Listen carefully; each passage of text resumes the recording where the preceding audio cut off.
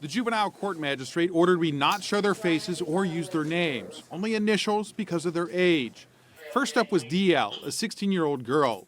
Public defender Andrew Radin says this teen has no prior criminal history and should be released on an electronic monitoring unit. I ask that this court guide itself not through the campaign that's being waged against these children, but through the principles of Rules 1 and 7.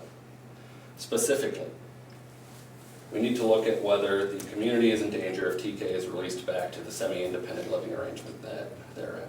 Radin is presumably talking about the criticism of judges and magistrates releasing teenage suspects while charged with violent crimes with low to no bonds. Hamilton County prosecuting attorney Melissa Powers is one of those critics. She watched the video of the second attack where a 15-year-old boy was beaten. He was waiting for the bus, all by himself, doing nothing wrong, and being attacked. And more people just keep coming and coming and coming, and he's on the ground unconscious or defenseless, both, and they won't stop. Public Defender Radin made another plea for monitored release for the second suspect, 14-year-old RH. But prosecutor Rebecca Barnett says there's a serious concern for public safety if either teen were to be released. Attacking innocent and unexpecting victims from behind. On the felonious assault series that involved another juvenile who was left unconscious and had to be transferred to Children's Hospital. The magistrate ruled both teens would remain in custody at least until their next hearing. The public defender entered denials for both teens. That's the juvenile court equivalent of not guilty pleas.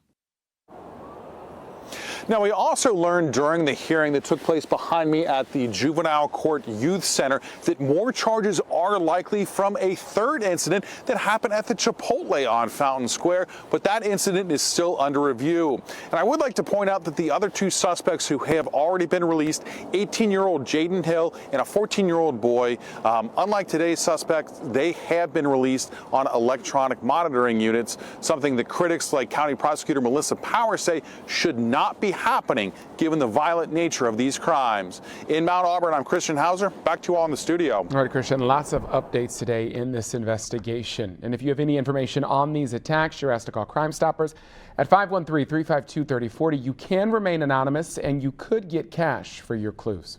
Sure, you can stop watching, but let's be honest, you want to know more. Tap the links or even better, click subscribe to stay in the know.